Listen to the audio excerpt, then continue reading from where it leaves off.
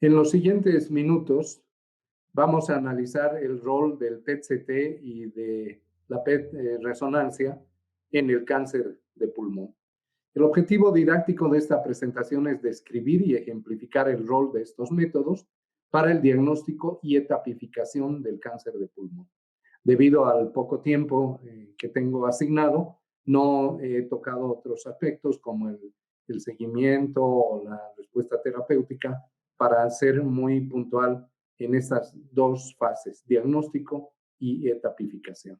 Los métodos que tenemos para estudiar pacientes con cáncer pulmonar son todos estos, pero me voy a referir en especial a la tomografía multidetector, al PET-CT, a la resonancia magnética por sí sola y al PET con resonancia magnética, y al final voy a mencionar unas pocas palabras de la inteligencia artificial y la radiómica en esta patología.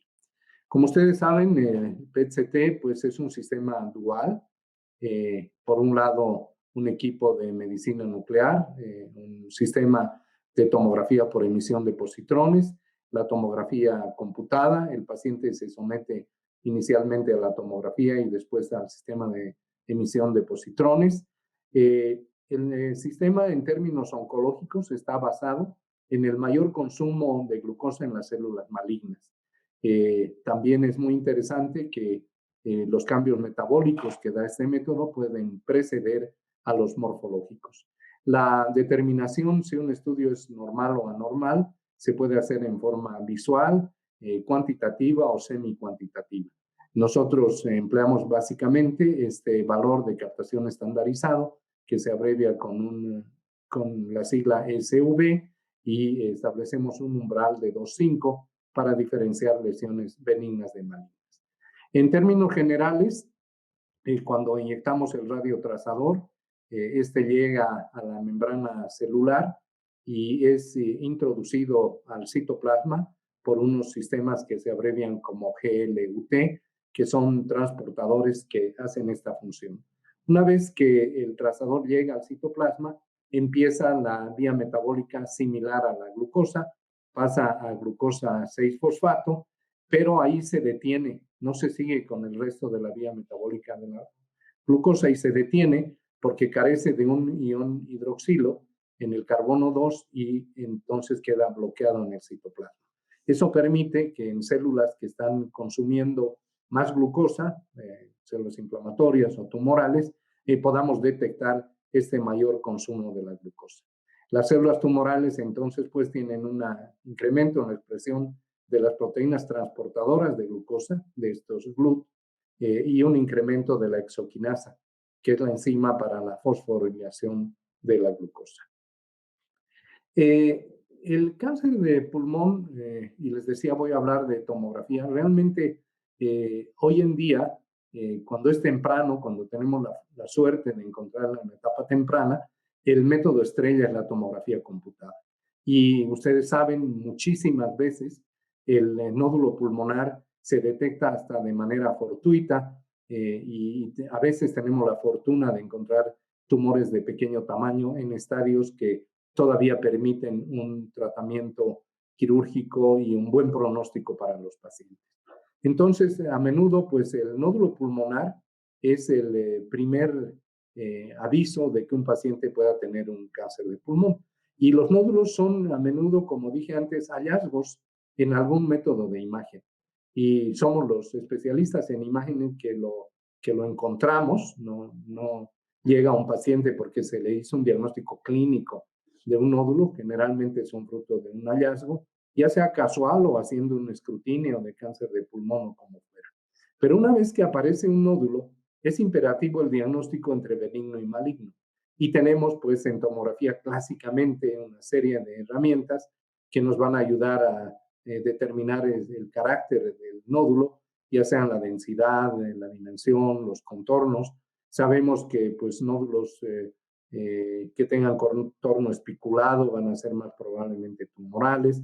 También es muy importante el crecimiento, el tiempo de doblaje de los nódulos en estudios sucesivos. Muy significativo cuando inyectamos contraste, la perfusión, cuando un nódulo entre la fase simple y la contrastada capta más de 25 unidades, como está aquí marcado en azul, el comportamiento del nódulo en la inyección de contraste sube del estudio simple al contrastado en 25 unidades, y también conocer los tiempos de lavado que son muy importantes, lo que se llama la perfusión, el wash-in, y el lavado, el wash-out. Los nódulos tumorales lavan en forma gradual a lo largo del tiempo, como se ve aquí en la curva. Todos estos elementos hacen que la tomografía computada sí tenga un buen desempeño de sensibilidad y de precisión. La tomografía sola está aquí, un buen desempeño de sensibilidad en el estudio de los nódulos. Su especificidad es más bajita y la precisión diagnóstica es del 74%. Aquí ganamos mucho con el PET, la sensibilidad pues es muy similar, pero ganamos en especificidad y sobre todo en precisión. Para nódulos mayores de 6 milímetros, otros autores, según el equipo que usen, dicen 7, 8 milímetros, el PET-CT es una herramienta fundamental para caracterizar los nódulos pulmonares. Y tenemos varios ejemplos. Este es el que más me sorprendió en mi práctica clínica. El paciente venía a seguimientos periódicos, era un fumador que era disciplinado con sus chequeos, se había tardado un par de años en regresar, le hicieron una tomografía y encontraron un nodulito en el pulmón derecho, y por eso lo mandaron al PET. Hicimos el PET y el nódulo del pulmón derecho no tenía ninguna captación ni nada, pero en el pulmón izquierdo encontramos esta zona de hiperactividad metabólica. Cuando vamos a la imagen tomográfica es apenas una pequeña estructura que está entre los vasos adyacentes. Si no hubiéramos tenido PET y estamos haciendo solo tomografía, esto va a pasar desapercibido y nunca vamos a ver. Este es el tumor más pequeñito que me ha tocado ver en el PET. Se demostró como un incipiente carcinoma epidermoide, se pudo operar, tuvo un gran pronóstico, y aquí, aunque sabemos que el diagnóstico final del cáncer de pulmón obviamente es con la histología, con una broncoscopia, pues en otras circunstancias el PET sirve para el diagnóstico, particularmente en la caracterización del nódulo pulmonar. Y se usa con mucho éxito, sobre todo en personas que tengan riesgo para biopsia, y todo nódulo hipercaptante, hasta no demostrar lo contrario, se debe considerar maligno.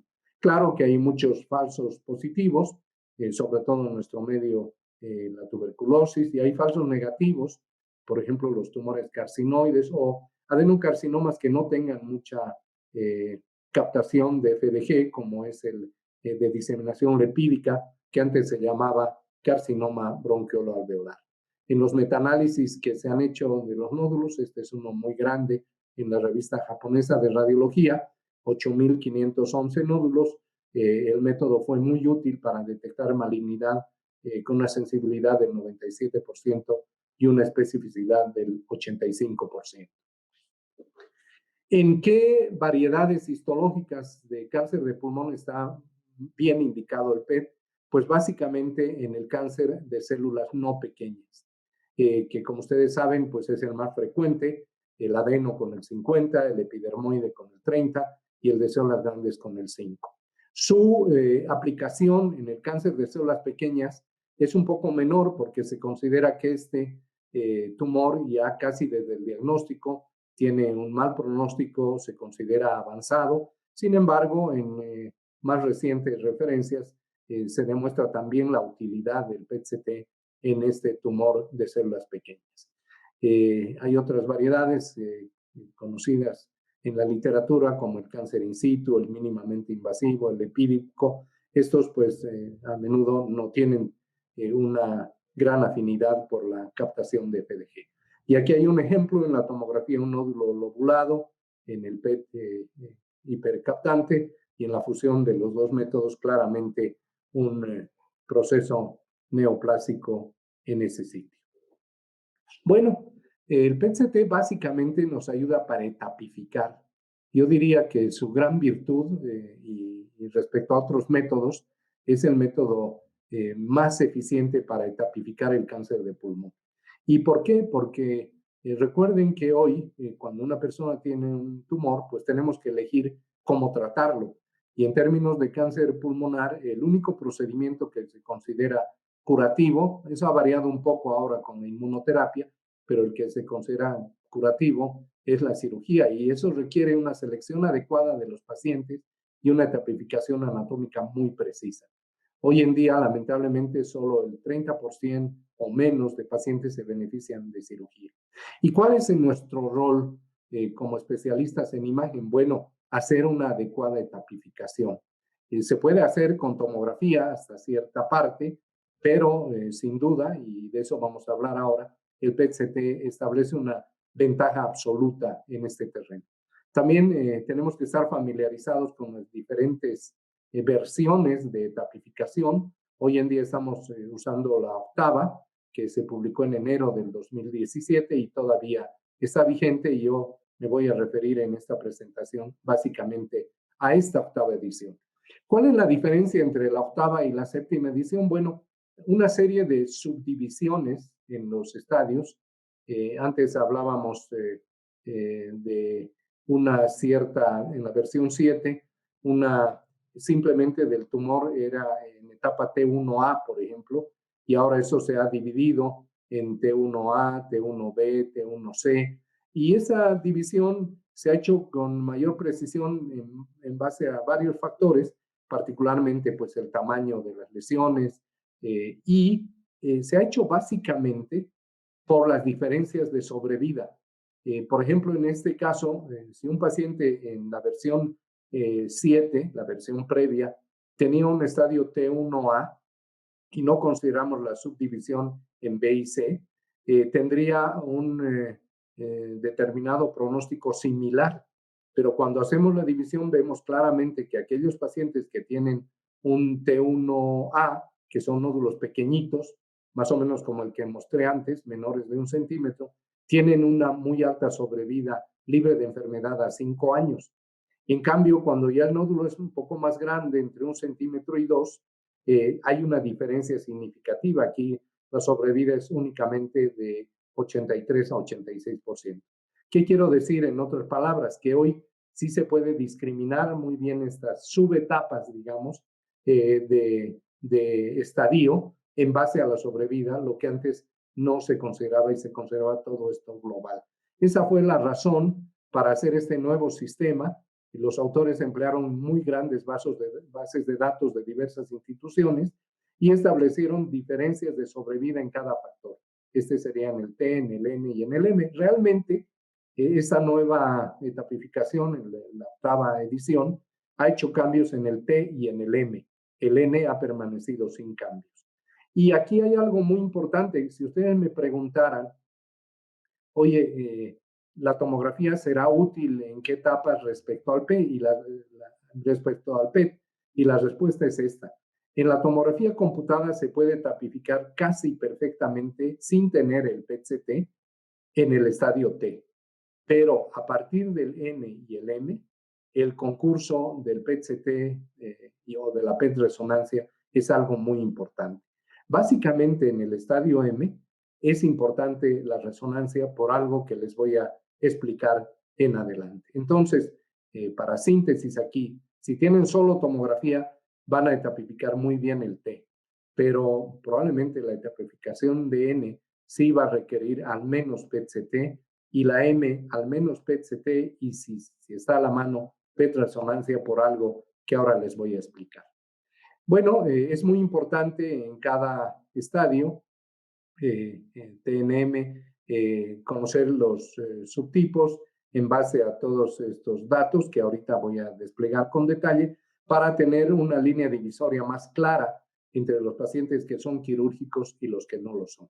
He puesto con azul claro los términos de la el nuevo sistema de tapificación, la octava edición, y en negro van a ver la clásica, la séptima, la que usábamos en el pasado.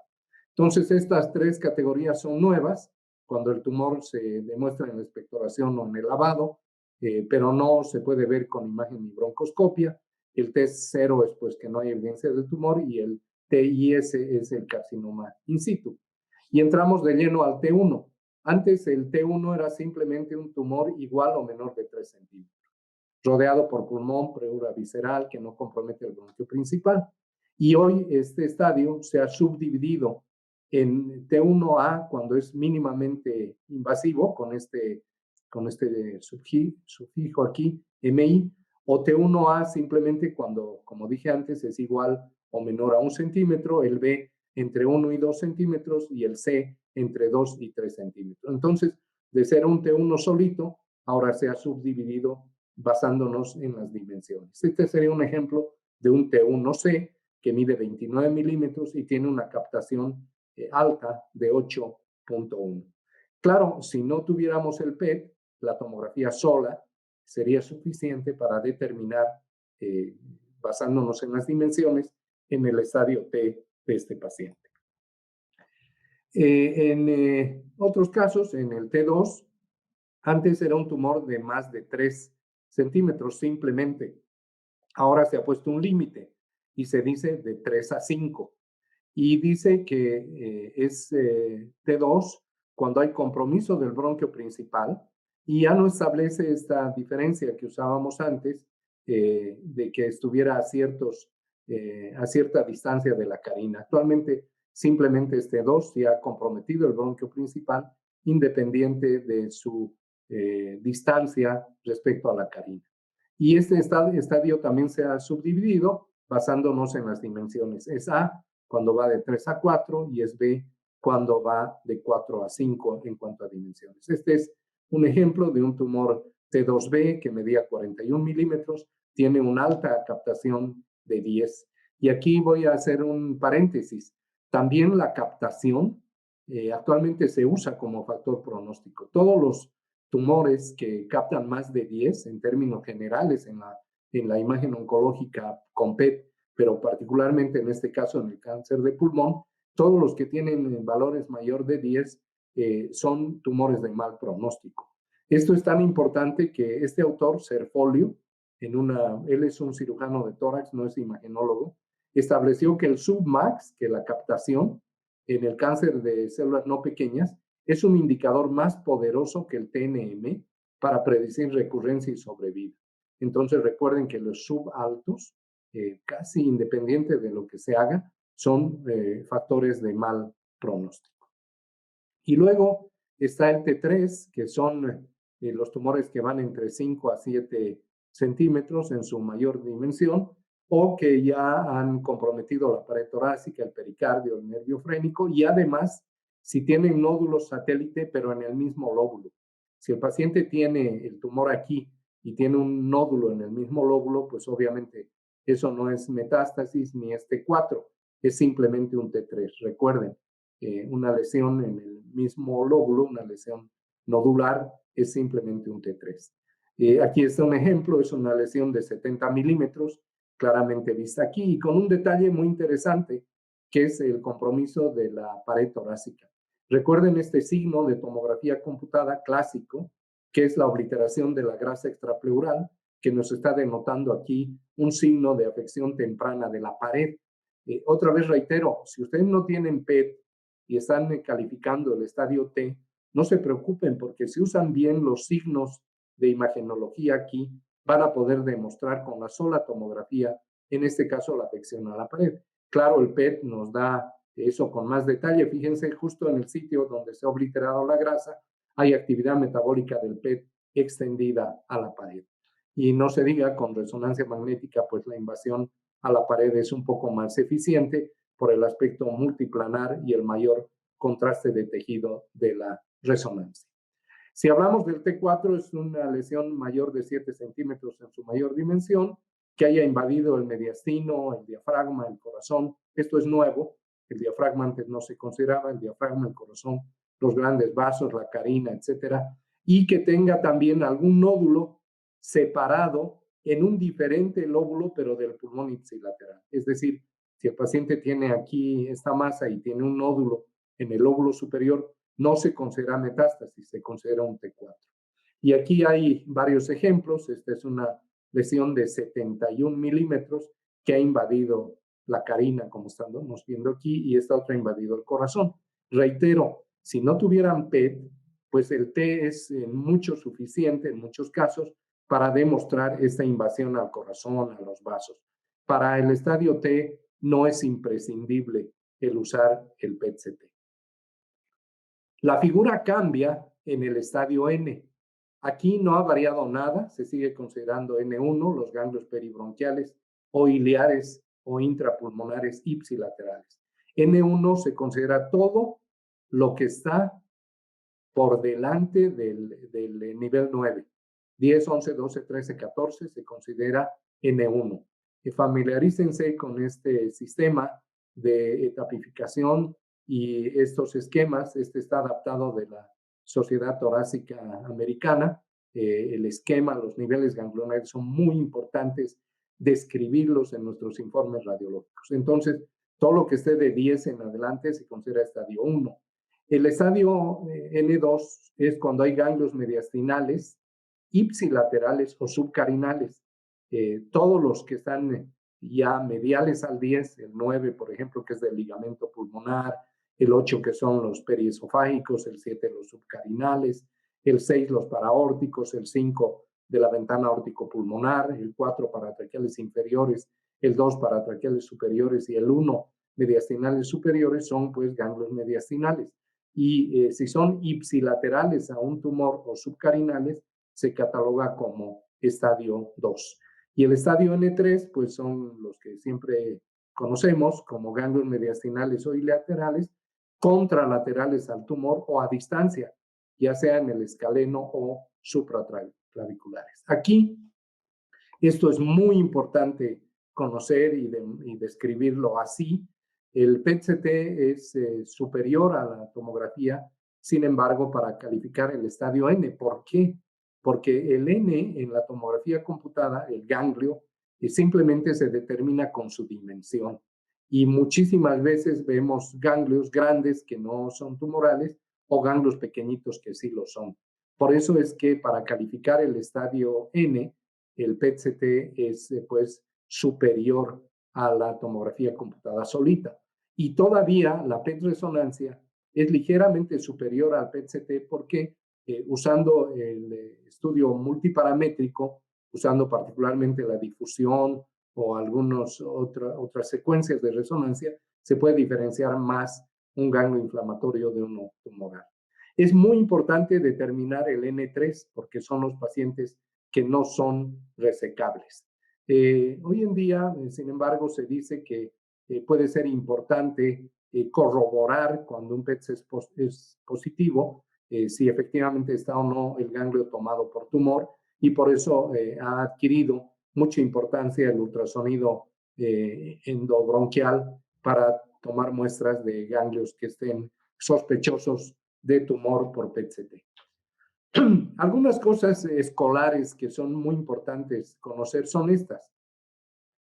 En el lado derecho, para diferenciar el nivel 4, para traqueal inferior, del nivel de 10, que es iliar, el límite es el borde inferior de la vena ácigos. Aquí está la vena ácigos, aquí está su borde inferior. Todos los ganglios que estén por arriba de esta línea son paratraqueales. O sea, estaríamos hablando de un N2 si el tumor estuviera de este lado. Pero si el ganglio está debajo de la vena ácigos, en esta línea, ya se considera del grupo 10, o sea, iliar. Eso es muy importante.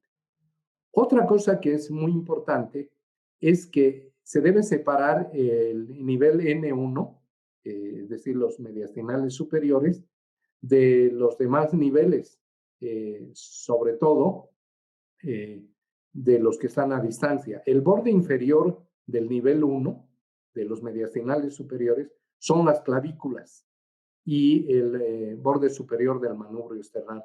Todos los ganglios que estén por encima de eso, dentro del mediastino, se consideran N1, nivel 1, y por ende son de categoría N3. Ya no caben dentro de un N1 ni un N2, sino que ya están en el nivel superior del mediastino por encima de las clavículas y del manubrio esternal. Y otra cosa muy importante donde mucha gente se equivoca es cuando calificar derecho e izquierda. Lo lógico sería decir la línea media divide derecha e izquierda, pero aquí no es así. Aquí la división entre izquierda y derecha es el borde lateral izquierdo de la tráquea. El borde lateral izquierdo de la tráquea es la división izquierda-derecha. Todo lo que esté a la derecha del borde izquierdo de la tráquea se califica con R en inglés, con D en español es derecho, y lo que está de este lado es izquierdo. Todo esto considérenlo muy bien. Y otra cosa importante es que ganglios que no entren en categoría de ileares ni mediastinales, sino que están en sitios no habituales, como la cadena mamaria, los diafragmáticos, los axilares, los intercostales, ya no se consideran N, sino son ganglios metastásicos, ya se considera M. Y aquí vamos a ver algunas cosas. Por ejemplo, esto es un ejemplo hipotético de una persona que tiene un tumor en el lóbulo inferior del pulmón derecho. Lo que está con verde son ganglios iliares e interlobares ipsilaterales, y todo esto es N1. Fíjense, está debajo del margen inferior de la vena ácigos y llegan hasta aquí. Todo esto es N1. En esa misma persona, todos los que estén acá, que se consideran paratraqueales derechos, incluso los que están aparentemente en la línea media, todo esto, y los subcarinales, hasta aquí abajo, se consideran N2. Y los que están contralaterales, en cualquier sitio, pero contralateral al tumor, o por encima de las clavículas y del margen superior del esternón, se consideran N3. Espero que esto les ayude para etapificar con más precisión el estadio N. Y en el lado izquierdo es lo mismo. Aquí está el tumor hipotético, está el N1, iliares ipsilaterales, está el N2, mediastinales ipsilaterales y subcarinales, y está el estadio 3, mediastinales e iliares contralaterales y supraclaviculares y supraesternales. Esto es muy, muy importante tomarlo en cuenta. Y bueno, ahora aquí a la práctica.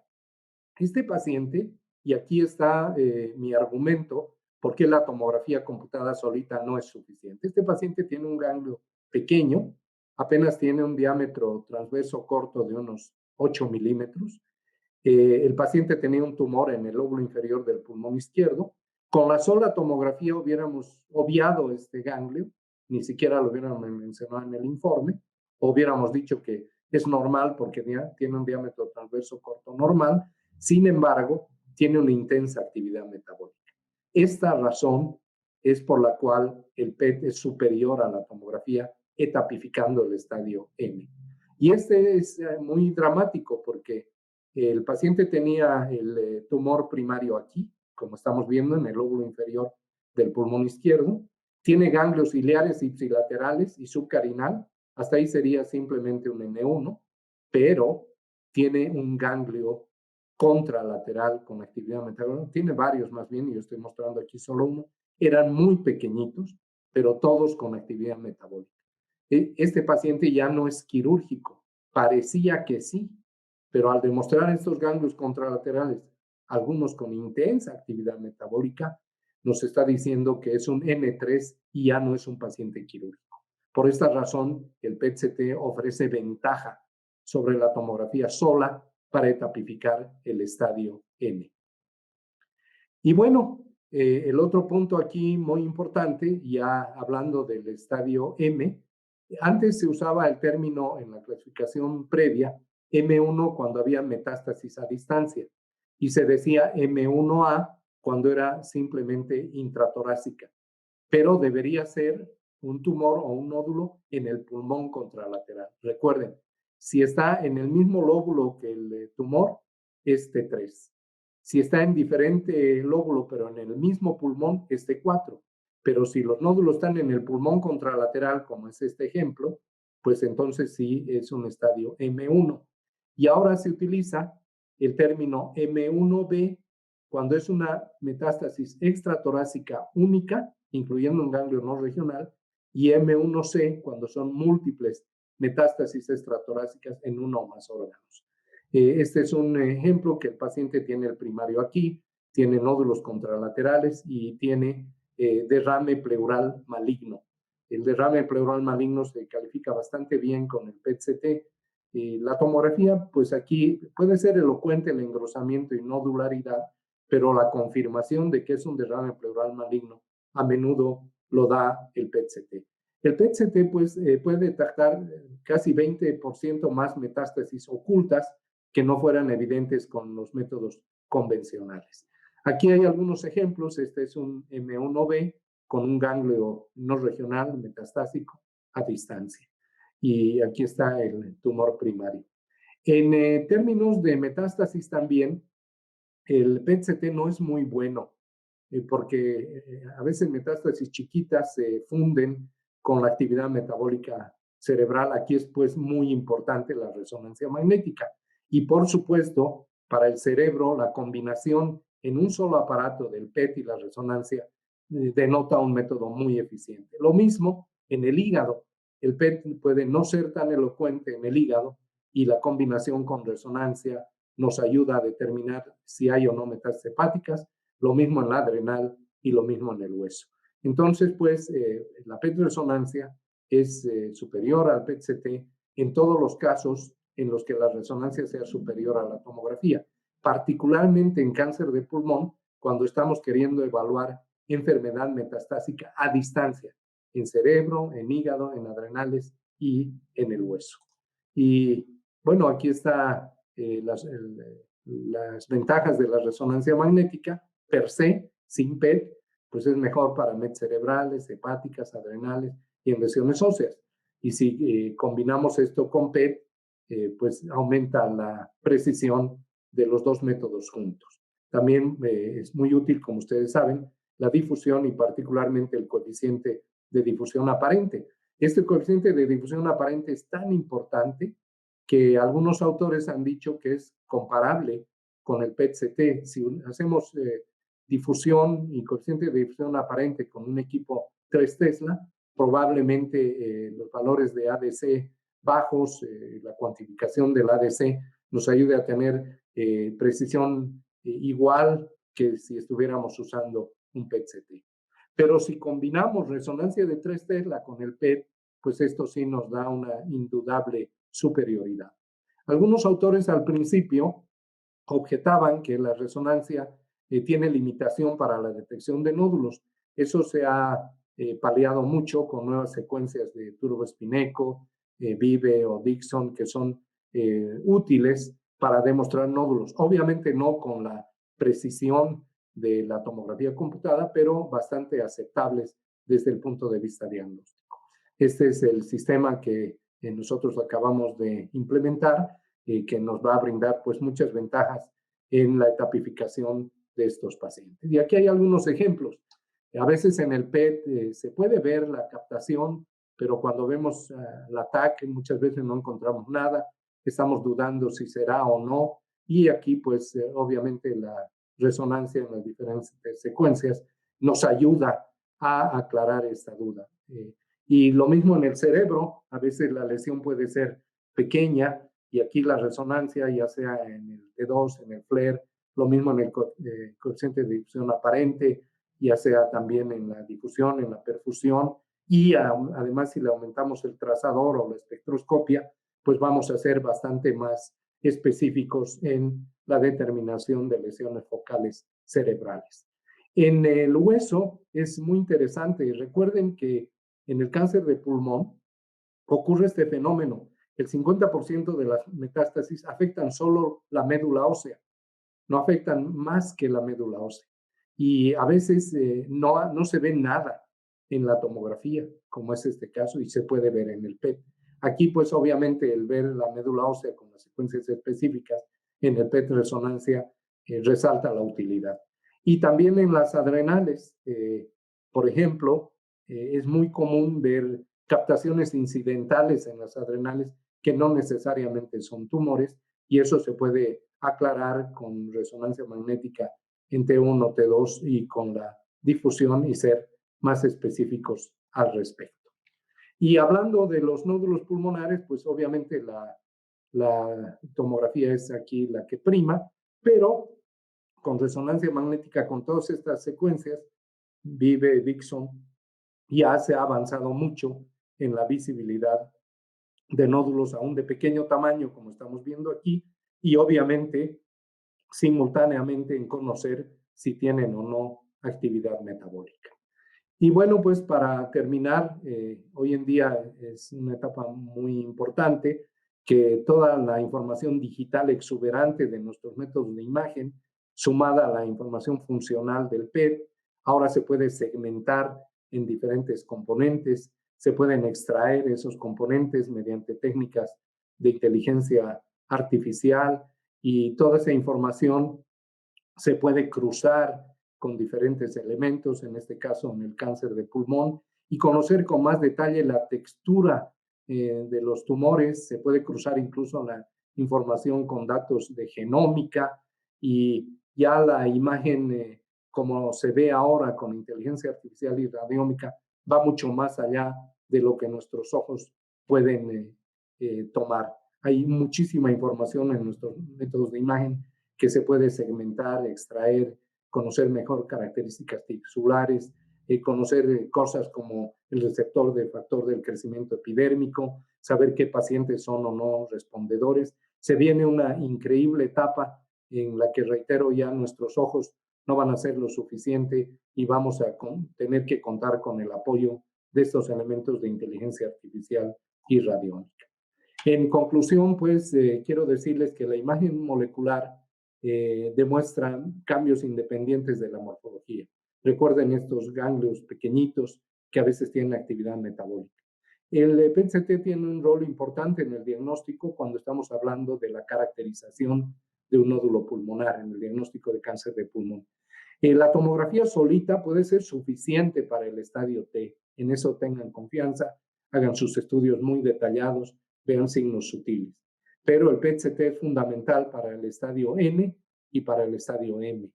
Ya no es suficiente la tomografía computada sola en términos de cáncer de pulmón. Y la PET-resonancia es un método muy prometedor. Como dije, puede ser superior, especialmente para el factor M, en todos aquellos casos en que la resonancia es superior a la tomografía computada. Y me estoy refiriendo básicamente para metástasis a cerebro, metástasis hepáticas, adrenales y óseas. Y pues lo que viene en la radiómica, muy importante, en la valoración de la textura y de la ultraestructura y heterogeneidad de los tumores, lo que tiene gran importancia en la terapéutica. Muchas gracias por su atención y muchas gracias por participar en esta cuarta jornada académica del Grupo CT Scanner.